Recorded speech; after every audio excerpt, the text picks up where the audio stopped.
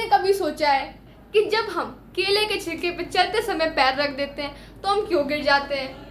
या फिर हम जब एक बॉल को किक करते हैं तो क्यों वो at a point of time पर जाकर क्यों वो रुक जाती है?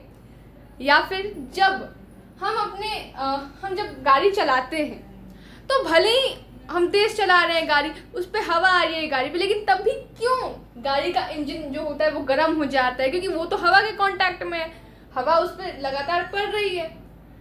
या फिर जब हम चल रहे होते हैं तो ऐसी क्या हमें बरसात में ये क्यों बोला जाता है कि जो अच्छे ग्रूव्स वाले जूते होते हैं, अच्छे ग्रूव्स वाली स्लीपर्स होती हैं वो पहनो, घिसे हुए चप्पल या फिर घिसे हुए जूते मत पहनो? तो इन सब का जवाब एक ही है, वो है हमारा फ्रिक्शन।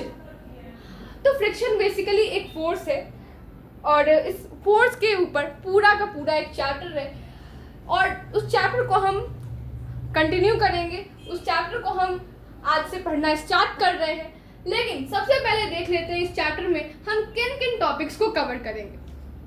तो हम सबसे पहले हम देखेंगे force of friction. Force of friction को हम लोग कॉमनली फ्रिक्शन कहते हैं। इसमें ज़्यादा कुछ नहीं है, इसमें बस आपको इतना समझना है कि फ्रिक्शन होती क्या है। नेक्स्ट है फैक्टर्स अफेक्टिंग फ्रिक्शन। ऐसी कौन सी चीज़ें, ऐसी कौन से फैक्टर्स हैं जिसके वजह से फ्रिक्शन होती है। उसके बाद हम देखेंगे फ्रिक्शन अननेसेसरी एविल। अब तुम थोड़ा सा सोचो कि एविल का मतलब क्या होता है? शैतान। बट नेसेसरी भी है, मतलब ये इविल तो है, शैतान तो है, बट नेसेसरी भी है, जरूरी भी है। तो इस टॉपिक को भी हम कवर करेंगे। नेक्स्ट हम देखेंगे वेज टू इंक्रीज फ्रिक्शन।